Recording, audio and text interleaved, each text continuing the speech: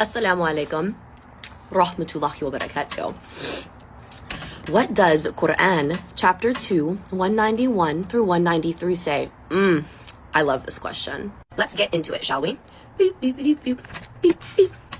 Surah 2 out of Al-Quran, the cow, or al-Baqrah. It's a very popular one. It's a great one, actually. Here we're talking about rights for women within Islam and men when it comes to divorce. Now, before I get started, I want to just briefly show you guys what translation I purposely am using right now because I absolutely love and adore it, and I was going to share it anyways. This is the Holy Quran in today's English by Yahya Imrek. I personally absolutely love and adore this book because the language and the verbiage used is so much more intentional, and it is such a great representation of the true meaning of what the Quran is saying in these ayats. I love it. Whenever you translate from Arabic to English, sometimes you can lose context, and sometimes they don't choose the best words to represent what it means. You don't have this problem with this book. Also, when it comes down to it, the revelations from the Quran all have tafsir. They all have context. They all have deep research that goes into what they mean and their purpose. Bismillah, let's get into it. Let's see what you're so curious about. It would be best for their husbands to reconcile with them in that case, if they were inclined to reconcile. Remember that women have rights just as men do in all fairness, though men have been given an edge over them. And Allah is powerful and wise. 191.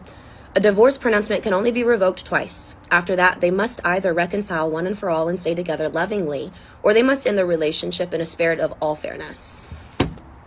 193. You men are not allowed to take back anything you gave to your wives unless both sides fear breaking the rules by Allah. All right, so 191 through 193. So I guess you're curious about probably 191, right? That's what most people try to tell us women, that if we come to Islam, we're going to be oppressed, right? That's what you're getting at? Bless your heart. Let's talk about it. Here's the tafsir for verse 190. Remember that women have rights just as men do in all fairness, though men have been given an edge over them. Tafsir. The edge that this verse refers to is the fact that men are obligated to care for women and thus have more responsibility. This translates into a few seemingly inequitable things at first, such as men who receive twice inheritance of a woman. However, the seeming advantage actually rebounds back upon them, for men are responsible to spend of their money on their family, while women are not obligated to do so. Further, men must pay a dowry to their brides and also support their elderly parents and all other disadvantaged relatives. When Allah specifies that men have obligations, responsibilities, edges over women, it's not referencing our rights to humanity, to fairness, to life, to meaning that we are equal in all aspects of equality. It's talking about equity. In Islam, my husband would receive significant more inheritance than, let's say, if he had a sister. Why?